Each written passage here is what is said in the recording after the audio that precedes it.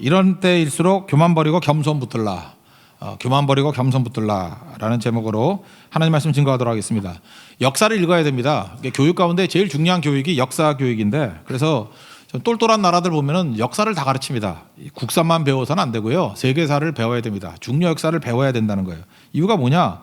역사 속에 지혜가 있기 때문에 그렇습니다. 역사 속에 분명히 지혜가 있어요. 지혜가 무엇입니까? 일처리 방법을 아는 것이에요.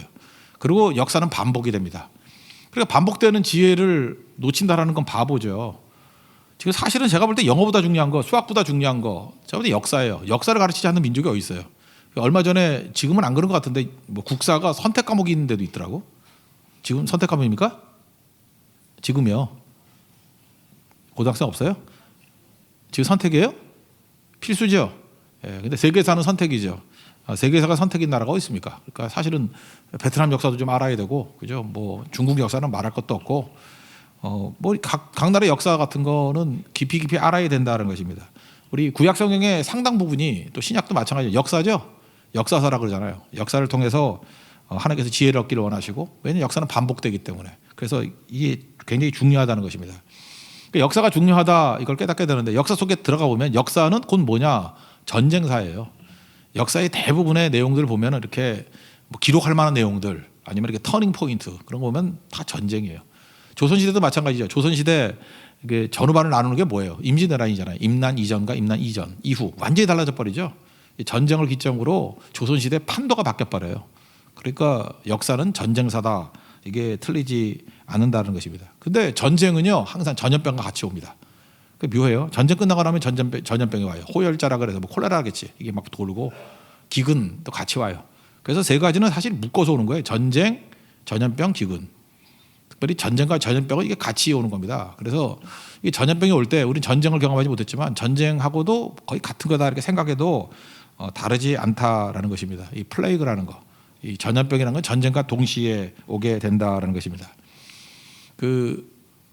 마흔에 읽는 손자병법, 그런 책이 있어요. 손자병법이 되게 두꺼운데, 저도 여러 가지 읽어봤는데, 손자병법 이렇게 짧게 요약한 게 마흔에 읽는 손자병법. 젊었을 때 읽었을 때 손자병법과 마흔쯤 되고 난 다음에 볼 때 좀 다르다라는 거죠. 좀 다르더라고. 예, 좀 달라요. 손자병법 많이 읽었는데, 특별히 마흔에 읽는 손자병법, 이게 정리도 잘 돼 있는 것 같아요. 꽤 된 책이죠. 거기 보면은 이 전쟁 이후에 사람들의 마음이 피폐되고 인간성이 다 상실된답니다. 왜 그럴까? 전쟁이 속임수기 때문에 그래요. 우리는 전쟁을 경험하지 못해요. 전쟁, 또 이렇게 전염병, 이게 짧지 않고 길게 진행이 되면은 인간성이 다 파괴가 된다라는 것입니다. 왜냐? 전쟁의 내용이 뭐예요? 속이는 거죠. 이쪽 치를 척하다 저쪽 치는 게 전쟁이에요. 전쟁 때 누구 너무 믿는 사람 다 죽어요. 그러니까 전쟁은 속임수예요. 완전히 속임수예요. 그죠? 그래서 말을 말대로 믿으면 안 되고, 전쟁 때는 헛소문 믿어가지고 다 죽어요. 우리 부모님들이 북한에서 이렇게 피난 오신 분들인데, 특별히 외갓집 피난 오신 분들인데, 우리 할아버지, 돌아가신 할아버지한테 맨날 들었어요. 막 소문이 난데, 오른쪽으로 가면 다 살고 왼쪽으로 가면 다 죽는다. 그래서 전쟁 중에도 계속 예배 드렸대요. 예배 드리면 폭격도 맞고 했는데, 위험을 부르쓰고 예배 드렸는데, 큰 집, 외갓집의 큰 집, 뭐 전부 다 대세 따라가지고 오른쪽으로 갔더니 하나도 사는 사람 없었고, 뭐 우리 셋째 이모인가가 늦어가지고 뭐 이렇게 농대기 쳐가지고 걔 찾다가 못 가가지고 머물러 있다가 살았다, 뭐 이런 얘기. 그다음에 남들이 안 가는 길 갔더니 가지 않는 길 가다가, 그죠? 그러다가 또 살게 됐다, 뭐 이런 얘기들. 거기서 깨닫게 되는 게 뭐냐면, 전쟁은 속임수라는 거예요. 전쟁 끝나고 나면 사람들이 사람을 안 믿어요. 되게 어려워지는 거예요. 제가 탈북자라 그래야 되나, 새터미라 그래야 되나, 제 마음에 탈북자가 와닿았기 때문에 탈북자라고 할게요. 탈북자 이렇게 데려다가 쓰시는 공장 하시는 분이 계세요. 그분이 굉장히 화를 냈대요. 잠깐 거짓말을 많이 한다고.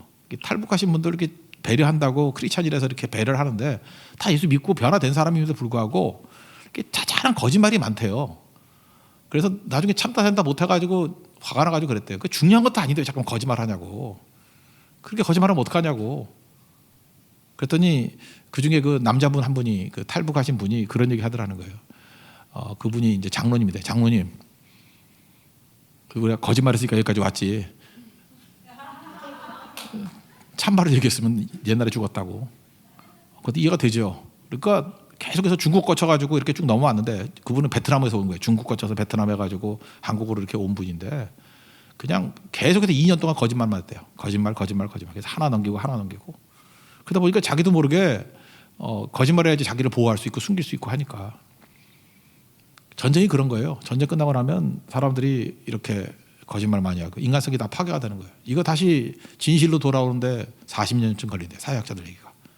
그러니까 전쟁이 무서운 거예요. 왜냐하면 진실을 다 잃어버리게 되는 거고 속마음을 잃어버리게 되는 거고. 제가 한동안 우리 캄보디아 많이 갔잖아요.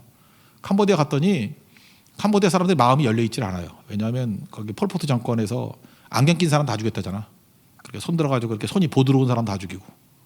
왜냐하면 그 인텔리들이라고 뭐 그런 놈의 공산주의가 다 있어, 그죠?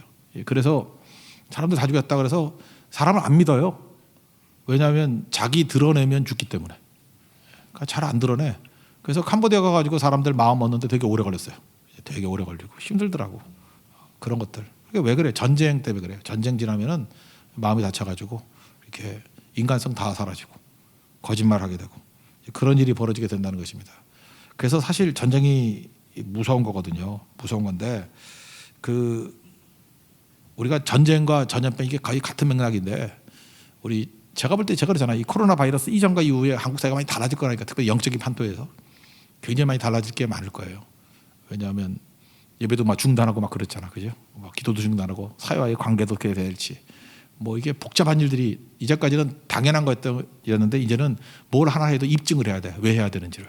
그러니까 신앙이 바벨론 포로 이후에 돌아왔을 때 같이 모든 게 입증하는 과정이라고. 그래서 우리가 다시 2세대였는데 이제 복음의 1세대로 가는 거예요. 다시 고민하기 시작하는 거예요.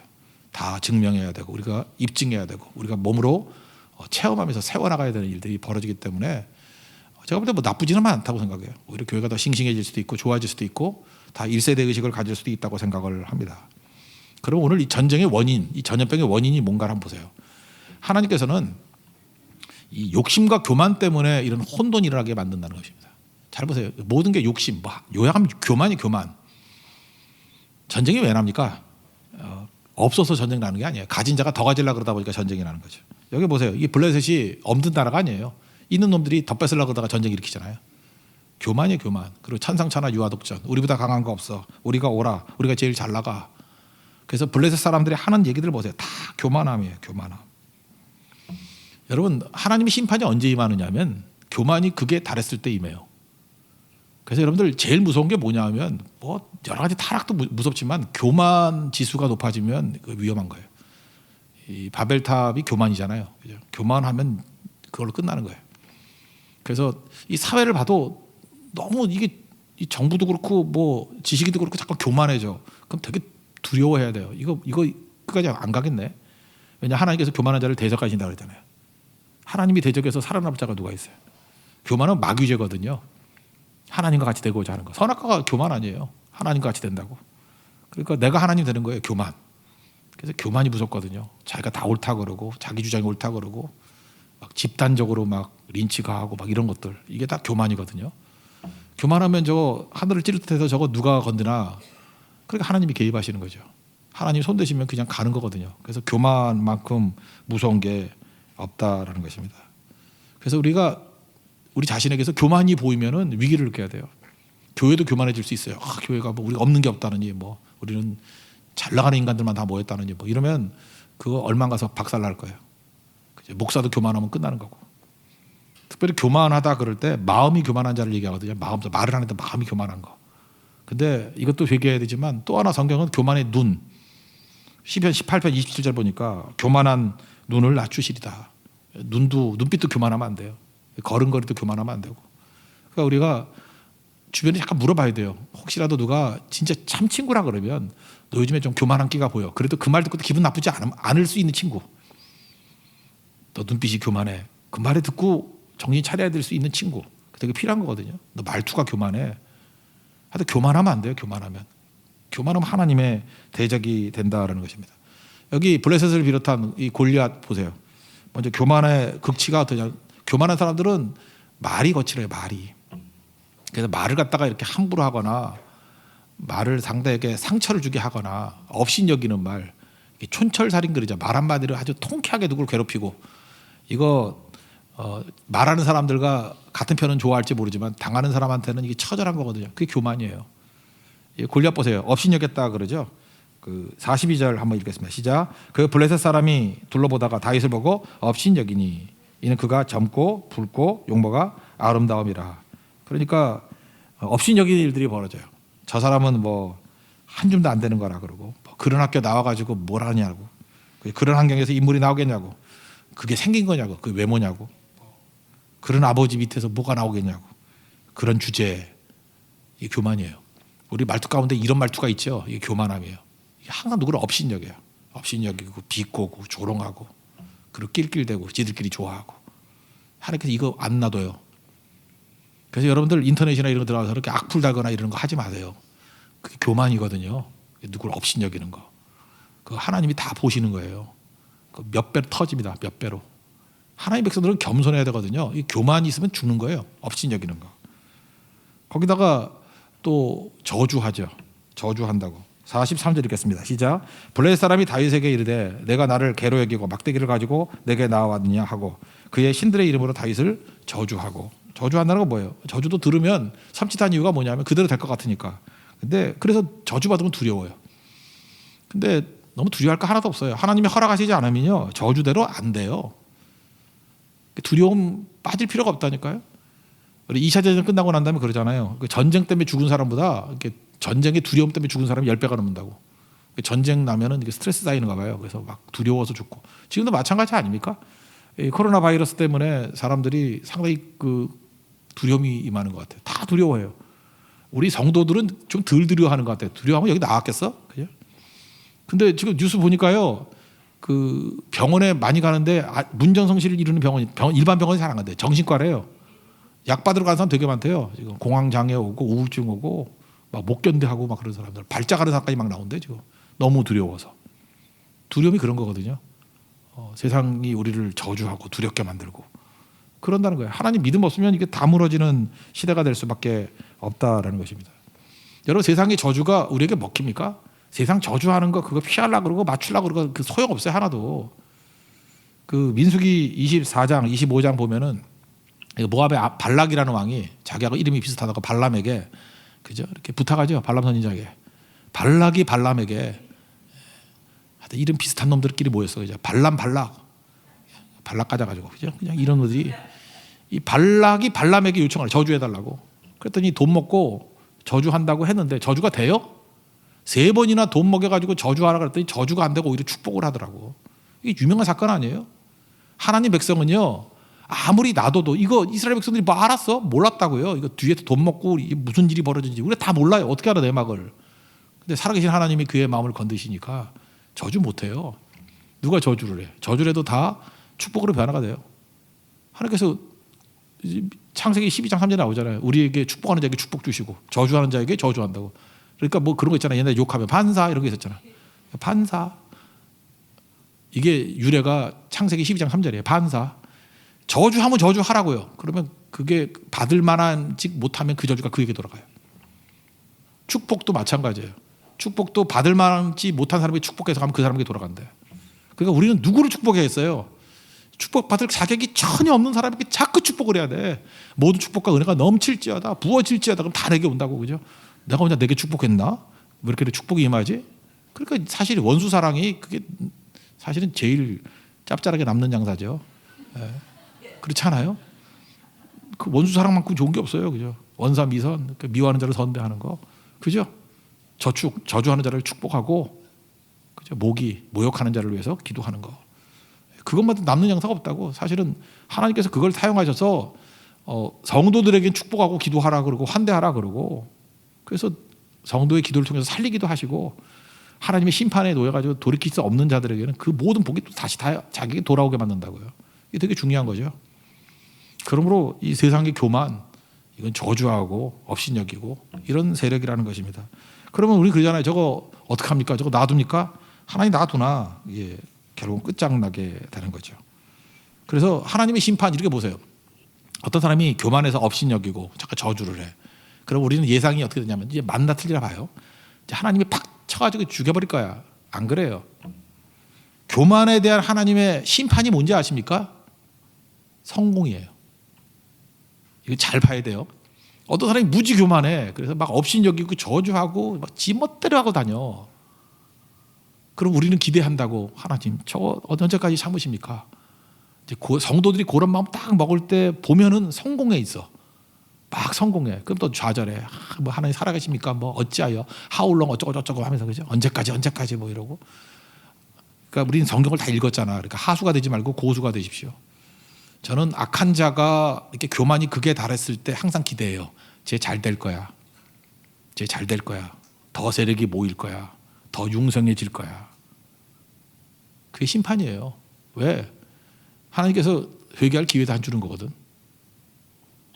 아합이요. 그래도 이 사람은 좀 하나님께서 은혜를 줬어. 이게 나봇의 포도원 얘기 나오잖아요. 그게 열왕기상 한 1장쯤 나오는데, 나봇의 포도원 뺏었잖아요. 지 마누라 때문에. 그랬더니 엘리야 선지자 가가지고 뭐 하나님 저주 말하잖아요. 너 죽고 뭐 죽으면 개가 핥아먹고 뭐 이런 얘기는 쭉 나오잖아요. 그러면 이게 열받아가지고 화를 내야 될 터인데, 그죠? 그리고 더 기세등등해야 될 터인데 아합이 글쎄 회개를 하네. 이게 미치겠어 진짜.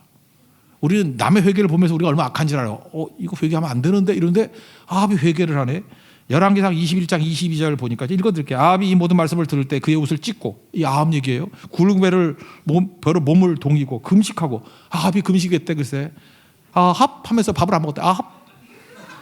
그다음부터 그냥 합이 이 다음에 밥을 안 먹었대. 굵은 배를 두르며 풀이 죽어 다니는도라. 여러분 죄 짓고 난 다음에 풀이 죽어 다녀야 돼. 기세등등하면 돼. 풀이 죽어 다니더래. 풀이 죽었어요.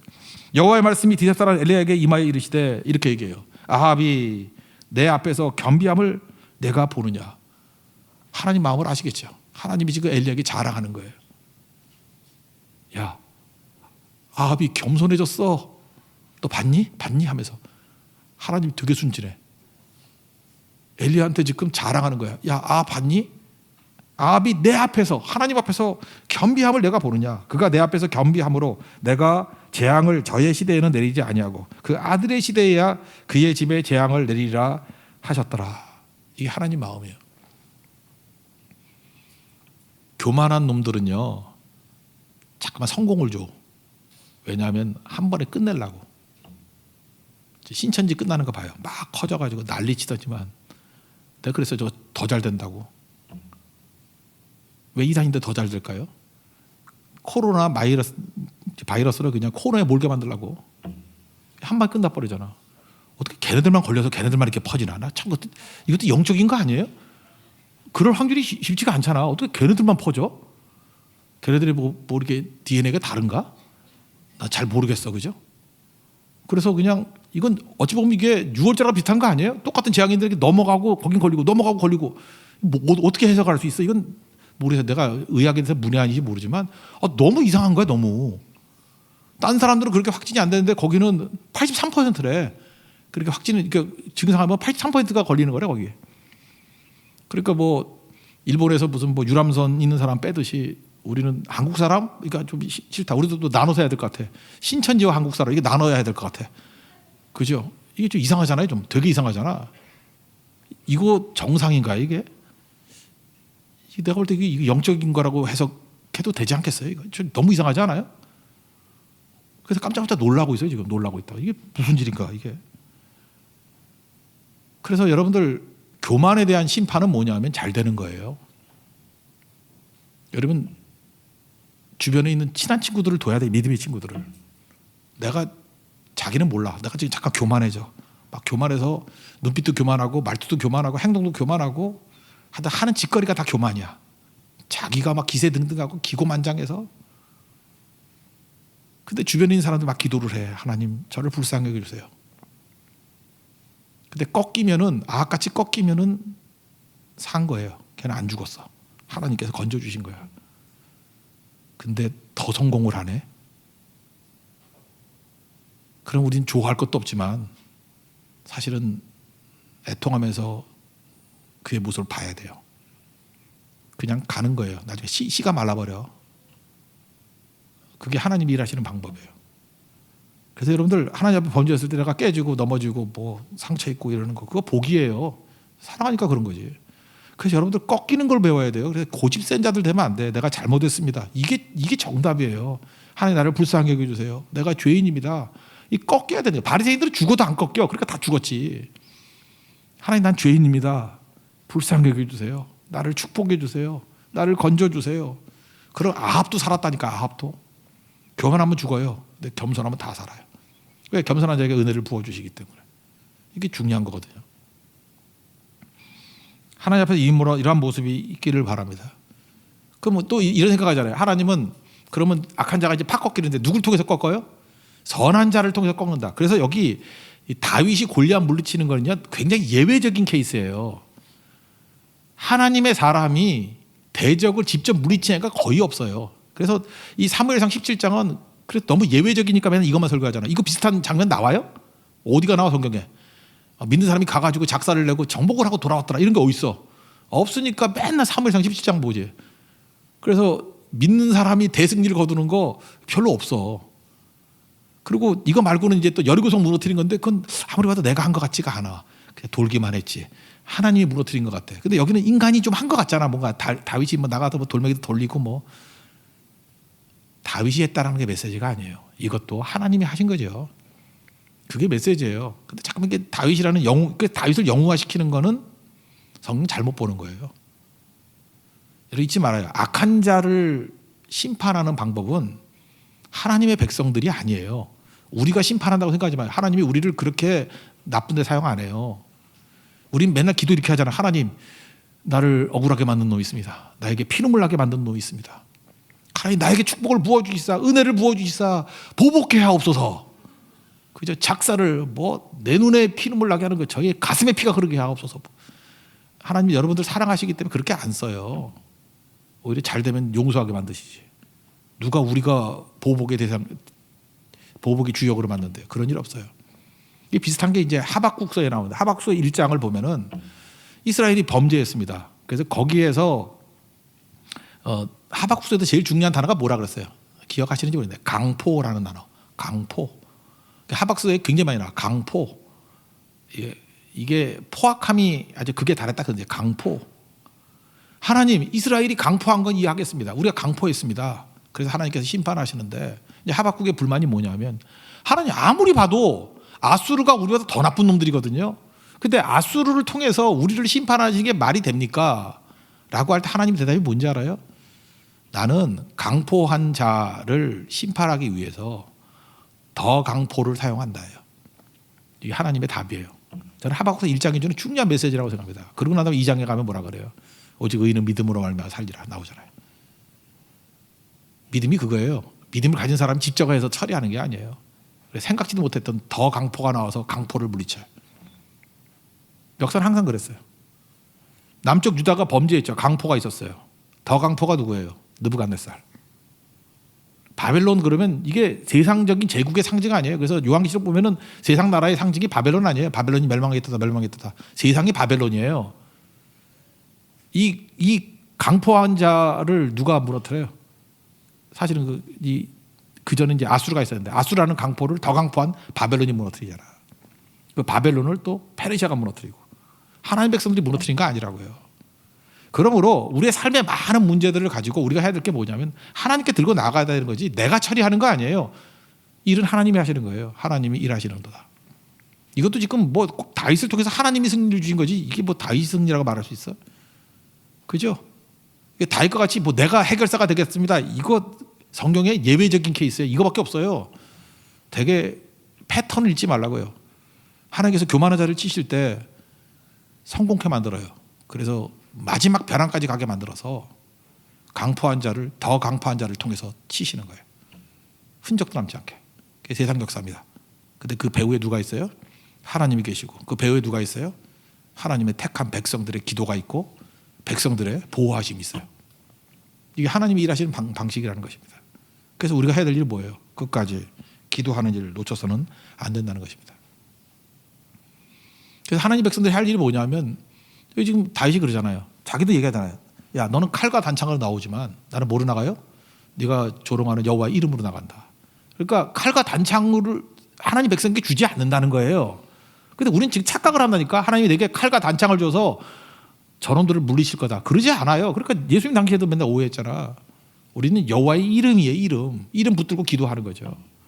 그래서 솔로몬이 성전 다 짓고 난 다음에 열왕기하에 나오죠.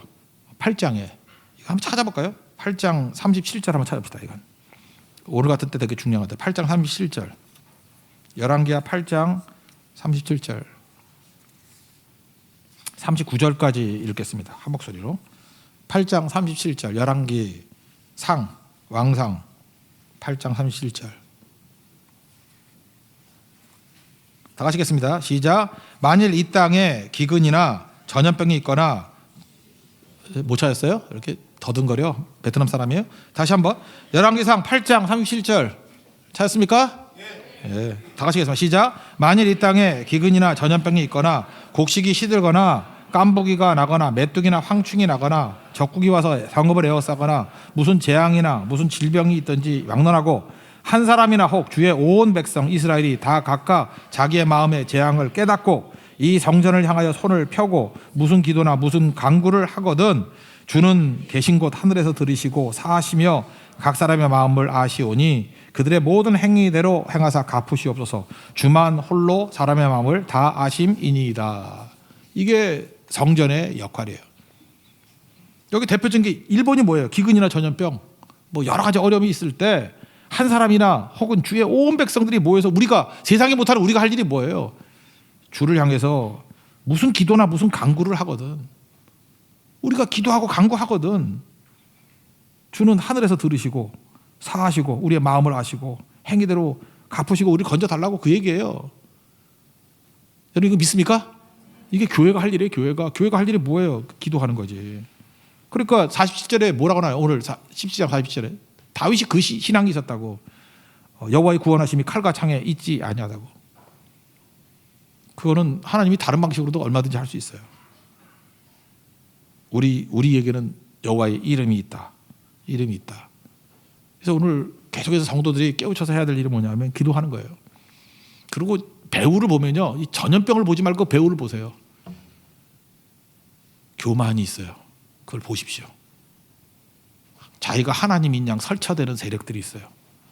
그거 하나님께서 지나놓고 보면은 다 변화돼 있어요. 그 사람들이 계속해서 더 성공한 거야. 교만한 세력들이 더 성공한 거예요. 계속 올라간 거예요. 그래서 바벨론이 멸망했고 로마가 멸망했고 뭐 다 그런 거 아니에요. 교만으로. 나라도 그렇고 개인도 그렇고 다 마찬가지예요.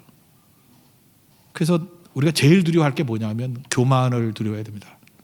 그리고 아합 같은 악한 왕이라 할지라도 겸손하면 살게 되더라. 우리가 그걸 꼭 붙들었으면 좋겠어요. 그러면 이 과정 속에서 오히려 신앙의 부흥이 오기도 해요. 하나님 백성은 하나님이 일하시는 것을 바라보기 때문에 오히려 신앙의 부흥이 온다는 것입니다. 우리나라 역사를 한번 보면요, 새벽기도가 그 주기철 목사님이 있을 때 뭐 본인은 했다 그러는데 일제 시대 때 새벽기도 안 했대요. 일제 시대 때 언제 새벽기도냐면 부흥회 때만 했대요. 부흥회 때만. 근데 지금같이 월화수목 이렇게 계속 매일같이 하는 새벽기도는 전쟁 이후에 한 거예요. 한국 전쟁 이후에. 부흥회 때만 새벽기도 하고 보통 때는 새벽기도 안 했거든요. 그러면서 일제 시대를 겪어왔어요. 그런데 전쟁을 겪으면서 하나님 앞에 기도하는 거 외에는 기도하면 사는 거고 기도하면 두려움을 이기고 승리하는 거예요. 그래서 여러분 그거 모르세요? 이게 한국 전쟁 끝나고 난 다음에 기독교인들이 생각보다 이렇게 상권을 다 잡게 된 거. 왜냐면 다른 사람이 다 두려워 쫄고 있는데 예배 드리면서 힘을 얻는 거예요. 예배 드리면서 두려움을 이기는 거예요. 예배 드리면서 오히려 더 뜨거워지는 거예요. 그러니까 여러분 같으면 누구 집에 가서 사겠어? 얼굴 생생하게 웃으면서 생기가 넘친 데 가서 사겠어? 아니면 다 죽어서 두려워 떨면서 거기 돈 두고 가요? 이런 사람한테 사겠어? 안 그래요? 어딜 가겠냐고. 그러니까 뭐 의욕적으로 뛰는 두려워하는 상황에서 두려움 이긴 사람이 승리하는 거지.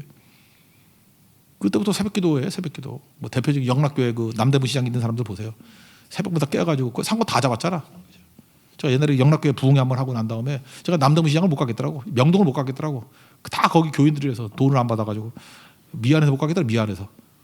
그러니까 내가 그때 놀란 게 그거예요. 생각보다 거기 상권 다 쥐고 있더라고. 그 이유가 뭐예요? 새벽에 사람들이거든요. 그 언제? 전쟁 이후에. 큰 고난 이후에. 이게 상번제라 그랬거든요. 매일 드리는 번제. 항상 드리는 번제, 에브리데이 번트 오퍼링. 그게 우리나라가 언제 들어왔냐? 전쟁 이후에 정착을 했어요. 그러니까 우리도 하나님 앞에서 이런 기도 운동이 바로 그런 데 벌어지는 거죠. 이북에서 피난 나온 어떤 장로님 얘기인데, 이분은 별명이 예수 동생이에요. 별명이 예수 동생이야. 참 그런 별명 해야죠. 예수 동생. 예수 형님 그러면 그건 이단이고 예수 동생, 그죠? 예수님 방불한다. 예수 동생. 어떤 분이냐면 이분이 이제 사업을 해서 이제 돈도 좀 벌었어요. 벌었는데 신방기에 따라다니고, 신방 따는 거 너무 좋아하는 거예요, 목사님하고. 이제 어려운 집 가면은 누워 있고 아픈 사람 가면은 나올 때 조용히 그 이불 밑에다가 봉투 두고 나온대요. 그러니까 돈도 있고 하니까 섬기기도 하고 이렇게 병원비 보태주기도 하고. 근데 그 절대 드러내지 않고, 그러니까 예수 동생이죠. 뭐 얼마나 잘하는지. 뭐 대표적인 일화가 그거래요. 옛날에 못 살 때니까 어떤 분이 이렇게 그 계란을 이렇게 싸가지고, 옛날에 운송시단이 지게였거든요. 지게. 얼마 전까지도 남도민시에 지게꾼들 되게 많은데, 지게꾼은 지게의 힘이에요. 이게 막대기 힘. 이거 뭐 산더미 같이 그냥 자기 할아버지인데, 한 70대 된 할아버지인데 걷지는 잘 못해요. 근데 지게는 뭐 자기 키에 뭐 한 2.5m쯤 이렇게 쌓아놔요. 저거 어떻게 드나. 그런데 팍 집어가지고요. 지게 이게 막대기 힘 팍 집어서 한 번에 딱 하고 일어서는데 허리를 피지는 못하지만 구부린 상태도 계속 가는 거야. 특별히 거기 종이 같은 거 있잖아요. 그 종이 무겁잖아요. 그거 막 5층까지 올리는데 그거는 어떤 것도 옮길 수 없어요. 그래서 지게꾼 시키는데 지게꾼으로 올라가요. 거기 대고 뭐 이렇게 등으로 잡고 허리 안 상하게 하려고. 근데 그게 엄청난 힘이에요. 근데 계란도 이렇게 잔뜩 쌓아놓고 지게 지고 가는데 어떤 노인이 동네 깡패가 못 살게 되니까 뒤에 와가지고 계란 훔쳐먹는 거야. 낄낄대면서 뽑아먹고. 그러니까 그 가난한 분이 뭐 지게 그 없어지는 것도 모르고 이거 보고 있으니까 이런 거 같으면 어떻게 하겠어요? 누구 편 들겠어? 지게꾼 편 들겠어? 깡패 편 들겠어? 나도 같이 하면서 같이 훔쳐먹나? 이분이 그때 그랬다는 거예요. 그냥 그 할아버지 세워놓고 이거 어디 가냐고, 팔러 가냐고. 팔러 간다고. 내가 사겠다고. 그래서 거기 있는 거 다 샀대요. 사고 깡패들 불렀대요. 내가 산 거니까 이거 먹으라고. 깡패도 참 창피해서 먹겠어 그거. 부끄러움을 느꼈겠죠. 그래서 먹으면서, 그래도 배고프니까 또 먹더래요. 먹으면서 예수님이 주는 거라고. 그랬던 분이에요. 그러니까 예수님 동생이죠. 이런 일화가 있는 분이에요. 근데 이분 집에 가보면은 안방에 배낭이 하나 걸려있대. 배낭이 뭐냐 그래. 낡은 배낭인데 이북에서 피난 내려오고 올 때 뒤에서 누가 총을 쐈는가 봐. 누가 쐈는지 모르지만 자기도 몰랐는데 보니까 총알이 3발이 박혀 있더래요. 그래서 여러분 전쟁 때 보면 맨날 그 총알 박힌 성경책 얘기하고요. 여기 봤더니 성경책이 있어. 그래서 맨날 성경책 꽂고 다니잖아.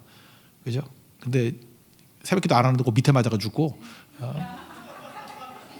새벽기도 매일 하는 여기 정토로 맞아가지고 성경책 뽑아가지고 이렇게 하고, 반쯤 나고 반쯤 안 당한 애들은 스쳐가지고 여기 위에서 턱 날리고 막 이런 애들 많았거든요. 농담이에요, 농담. 하여튼간에 근데 배낭에 옛날에 뭐 총알이 꽤 세지 않았는가 봐, 그죠? 그러니까 뭐 짐이 많았으니까 거기에 3발이 박혀 있더래. 그거 버리지 않고 걸어두는 거예요. 내 인생은 덤으로 사는 거라고. 하나님께 살려주셨다고. 그래서 그때 서원했대요. 하나님, 내가 물질을 주든 뭘 주든 주를 위해 사용하겠다고. 주님 위해 뛰겠다고. 예수님 동생이래. 예수 동생. 그거 바라보고 사는 인생이 어찌 멋대로 사는 인생이 될 수 있겠습니까? 다윗이 이때를 잊지 않았겠죠. 하나님의 능력으로 이기는 거지 내 힘이 아니다. 그래서 다윗이 붙들었던 건 뭐겠어요? 항상 하나님 앞에서 예배드리고 살겠습니다. 우리 잘 보면 이제까지 예수 믿는 사람들을 우습게 여기는 게 예배하고 기도하는 거, 이거 웃기게 여기죠. 다윗도 그랬을 거예요. 뭐 스펙으로 막 놀리고 할 때 너 막대기 들고 하냐, 이거 아무것도 아니라는 거죠. 근데 위기 순간이 오니까 세상이 줄 수 없는 게 뭐였어요? 기도예요. 우리 성도만 할 수 있는 게 뭐예요? 기도예요. 특별히 기도 훈련이 받은 평상시에 기도하는 사람이 할 수 있는 게 뭐예요? 기도예요. 위기 순간이면 기도한다고? 기도하든가? 이렇게 많은 위기가 왔는데 한국에 기도 운동 벌어지는 거 뭐야? 맨날 뭐 기도 운동 하대. 뭐 무슨 뭐 다니엘 기도회니 먼 기도회니 뭐 죽어라 하더니 왜 지금 안 해? 진짜 위기가 오니까 기도 안 해. 그죠? 기도한다 몰라. 하겠죠. 하겠는데 뭐 숨어서 하나? 기도한다는 소리가 잘 안 들려. 이때 이렇게 할 게 기도예요. 다윗이 했던 게 뭐 기도지 뭐 돌멩이에요 사실은. 그리고 자기가 하찮게 여겼던 게 뭐예요? 그 기도를 상징하는 게 물맷돌 아니에요. 물매와 물맷돌 이걸 하찮게 여겼던 거 아니에요. 버리고 싶은 것도 아니었어요. 근데 버리고 싶었던 이스라엘 누구도, 즉 이스라엘이 자랑하는 건 사울의 투구, 사울의 뭐 방패 뭐 이런 거 그런 거 아니었어요? 사울의 뭐 갑옷 그거 자랑하는 거 아니에요? 스펙이 좋고 이건 웬만한 칼도 못 들어. 근데 그거 익숙지 않아서 다 벗었잖아요. 그리고 하찮게 여기는 게 뭐예요? 양치는 거 하찮게 여겼고, 양치는 사람이 쓰는 게 물맷돌이었다가, 물매와 물맷돌. 근데 하찮게 여겼던 그것이 승리케 만들잖아요. 우리의 물맷돌이 뭐예요? 그게 기도지. 아무도 물맷돌에 대해서 주목하지 않아요. 저거 아무것도 아니지 뭐. 저거 아무나 할 수 있는 게 기도지. 아무나 못해요. 기도가 골리앗 맞추는 거예요. 기도가 우리에게 승리를 주는 거예요. 예수님도 그래서 돌이라 그러잖아. 버려진 돌이 모퉁이 돌 되었다고. 예수님 다 하찮게 여겼다고. 예수님 돌이라고, 아무것도 아니라고 무시했잖아 예수님. 근데 그것이 모퉁이 돌, 코너스톤이 되었다는 거예요. 이게 핵심입니다. 그래서 여러분 겸손하면 사는데, 겸손 중에 최고의 겸손은 뭐냐면 주가 일하시는 거고 내 삶 전체를 주님이 주관하신다는 것을 인정하는 거. 그게 기도입니다. 교만하면 죽습니다. 잊지 마십시오. 세상은 교만해요. 근본이 교만해요. 교만한 세상, 우리가 말씀을 증거했더니 겸손으로 돌아오더라. 그럼 소망이 있는 거고, 더 기고만장해서 더 열매 거두고 더 성공한다 그러면 끝난 거예요. 그거 하나님 직접 없애버립니다. 그리고 겸손한 자에게 은혜를 주셔요. 이때 중요한 건 겸손이라는 것이 은혜를 담는 그릇이라는 걸 깨닫고 항상 주께서 채워주시는 그 은혜만을 누릴 수 있는 믿음의 종 되기를 바랍니다. 자리에 일어나겠습니다. 우리 하나님의 은혜 찬양합시다. 은혜로 겸손케 하시고 기독케 해달라고. 오늘도 교만한 세상에서 우리 겸손한 기도하는 자들 되게 해달라고. 은혜를 담는 자. 그래서 은혜가 임하면 승리하게 됩니다. 오늘 은혜를 구하는 기도 마지막 드리겠습니다. 그래서 오늘은 그 기도하고 마칠게요. 예, 기도하겠습니다. 하나님의 은혜.